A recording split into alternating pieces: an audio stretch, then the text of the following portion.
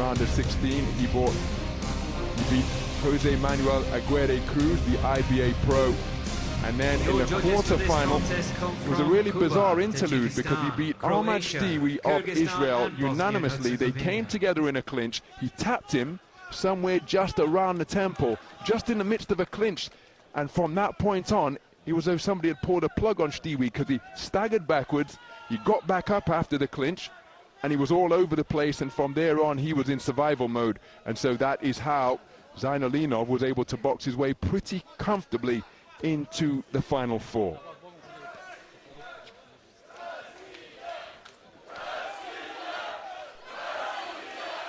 Oh, plenty of support for the man in red in the house as we begin this second semi-final in the men's 63.5 kilogram welterweight division. The southpaw wearing red was something of a teen sensation in IBA style boxing,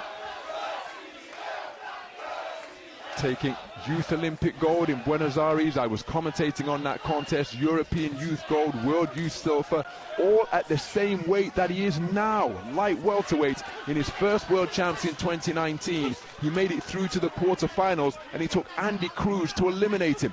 So that's the type of talent that this man possesses, and he's just been inconvenienced by a rabbit punch to the rear of his head, has Popov, by Ertugan Zeinullinov, the number 2 seed from Kazakhstan. Both men going for backhands simultaneously, and it's a brisk start by Zeinullinov. But what Popov brings to the ring, in addition to his sharp-shooting offensive southpaw skills, is he scores effectively by dipping down and driving in straight shots to the body, is what he just demonstrated there. He's very difficult to hit cleanly. It's almost as though you turn a knife sideways. He's getting pieced up through the middle of his gloves there, though. Wonderful snaking shots in between the defenses from Zeinullinov. But typically, Popov has the ability to turn his stance like a blade on a knife, and presenting very little to hit out of that southpaw stance. But Zeinullinov measuring the distance well and is aggressive over that front foot. Popov just spinning around the clock face to try and present a different angle. Good right hand to the body from Zeinullinov, and this has been a terrific start from the man in blue. Going in search of his get back is Popov, as he dropped down to the body to shovel in a couple of punches. But Zeinullinov keeping the movement going, whether on the front foot or being forced backwards. And his hands have been really accurate. He's reduced the power on his punches. Good left hand driven into the sternum from Popov, then tried to turn it into an overhand left. On the second one attempted, I think it was the crook of the elbow that caught the man from Kazakhstan. But Zeinullinov continuing to just measure his man with real effectiveness. Both men dropping down with backhands, with left hands to the body. Overhand southpaw left brings a spirited round of applause and encouragement from the Popov fans in the house here. And Popov just stealing a furtive glance to his corner. That's right next to our commentary position. That's a cracking double southpaw left from Popov.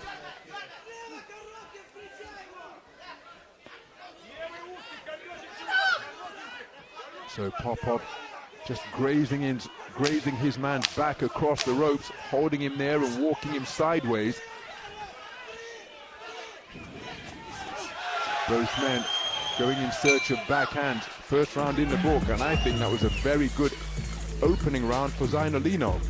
It was a really entertaining round, that's for absolutely certain. I would agree with you. I think he just locked on really quickly, didn't he? He seemed to find his range early on and just got good rhythm with that 1-2, just popped it off, popped it off, popped it off, and he just kept finding it and finding it. Popov maybe caught a little bit cold, although that's taking a bit away from Zeinullinov, and he kind of ground himself into it a bit. I thought in that final minute towards the end there, he landed some good left hands himself, and that's important, I think, to have that finish to the round for him, just to feel like as he sits on his stool that he was getting himself into it. You look at the scores there, and that's I would say was probably worthy of a 5-0, but let's not split too many hairs. 4-1 in favour of Zeinullinov is a good result for him. But I think Popov has got to try and take the end of that round into the start of this next one, because now this next round is critical for him. So we move into the second round. Ilya Popov conceding the first on a 4-1 split. The manner in which he can present angles and find room for his punches in a blink from mid and long range is a real feature of his work. But in Zeinullinov, he's finding a boxer who is moving fluidly. That's a cracking southpaw left, just as we described it from Popov, twice in quick succession, snaking out that left hand and getting it back to the on-guard position with terrific velocity, going out and back at the same pace. Same shot attempted once again. This time, hip to it is Zeinullinov, and he got his right hand up to defend it. Now he knows he's been touched up, and he goes in search of the backhand against the southpaw. But Popov really producing profitable punches from that backhand. And the cries of Russia, Russia being responded to with a rallying call of Kazakhstan, Kazakhstan. It's a classic IBA boxing rivalry, and two of the best in the business. As a roundhouse left gets through from Popov, partially blocked by the glove. The second one was more potent and precise, and now Popov is really sitting down on his punches and letting his hands go with bad intentions. Approaching the halfway stage of the second round, and it's been a very good response from Popov. And again, what a southpaw left hook. A right hand came over from Zeinullinov, and as quick as a flash, a counter punch was there, landing almost at the same time as Zeinullinov's shot, which he released first. There's an example of the blistering speed possessed by Popov, and he's had a much better second round, and he seems to be investing in explosive singles here now, and it's proven to be an effective tactic for him. So the float that Zeinullinov established in the first 2 minutes of the opening round just being negated by the blistering speed of counters such as that. That threatened to stray into rabbit punch territory from Popov. Left hand not too far away once again. Zeinullinov being reduced to missing. Oh, that's a sumptuous left hook to the body from Popov, who has picked up the pace of his punches notably here in the second round. It's almost as though it took a rocket from his corner to liven the man up.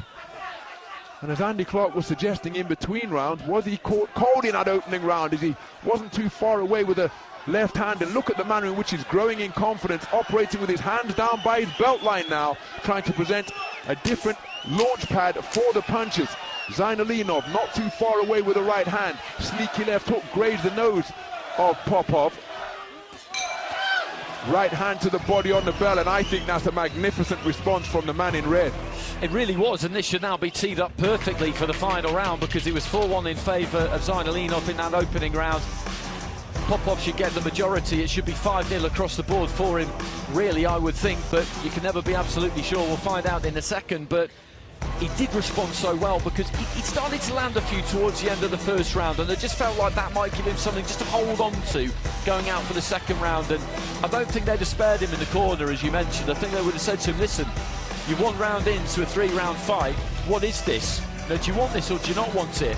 And in the second round, he was just a lot sharper, particularly with that left hand. So let's have a look at the scores. And he's got it, but he's got it 3-2.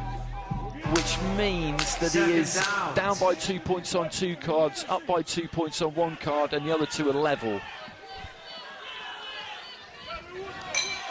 So as we move into the third and final round, this contest is in the balance, and what a right hand to swivel the head of Zeinullinov from Popov, who edged the second round on a 3-2 split.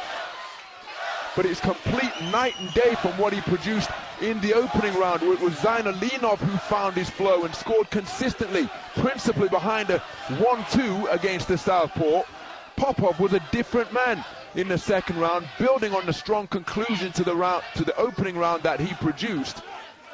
And it was pot shot singles and changing of angles that served him well. So who will be able to seize the initiative here in the third and final round of a contest that is in the balance? 2 scorecards tied at 19 points apiece, one of them favouring Popov 2018, the other 2 favouring the man in blue 2018. Popov had success when he changed his position. So just some repairs required to the bootstraps of Ilya Popov. I think he's receiving a bit of, well, I was going to say secret clandestine coaching, but it wasn't that secret or clandestine. His coach was just yelling instructions in his direction. And on the resumption, both men having successes with their backhands. We're approaching the halfway stage of a third and final round that will be decisive in determining the outcome of this one.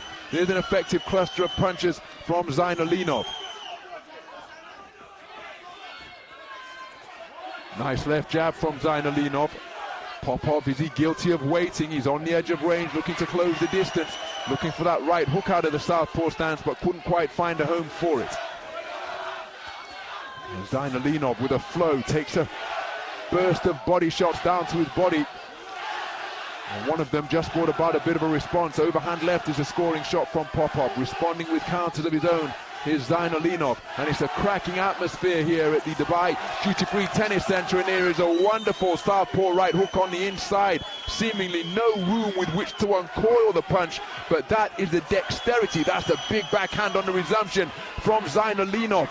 So both men enjoying right-hand successes of the single shot variety in the previous 20 seconds. A right hook from Seek with seemingly no room to uncoil it from Popov, followed by an overhand right from Zeinullinov, and then it was Popov who had success down to the body. 37 seconds remaining, and a final burst of quality here to impress the judges could well prove to be decisive, as Popov looks to his corner for further instruction once again. Neither man wants to clinch on the inside. Both men going in search of the body, but they're rather crowding one another out. So who can free their hands and make room for their punches on the inside? Popov trying to sneak in a left hand. Referee has issued the command of break. There's the 10-second clapper, and the boxers are going to have to work right up until the final bell. There's a left hand to the body. Popov creeping across the canvas. Both men scoring backhands. What a round of boxing in a bid to determine the victor of this one. Incredibly hard fought, incredibly competitive. Both men continuing to demonstrate the ability to think and function in the face of an opponent who was really live and really dangerous. My goodness, that was a chess match played at high speed.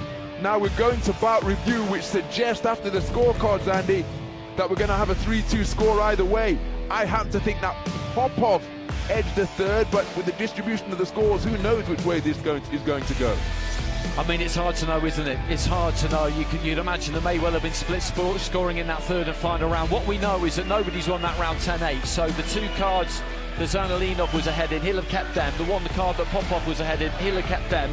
There were two drawn rounds there after 2 rounds, and what I can also tell you is that after 2 rounds, the observer and the evaluator, they both had it drawn as well. Wow. So literally anything could happen here, couldn't it? Ladies and gentlemen, the winner of this contest via split decision and heading into the finals, in the red corner, Ilya Popov, Russia, the narrowest of split decision victors over the tournament #2 seed, Ertugan Zeinullinov.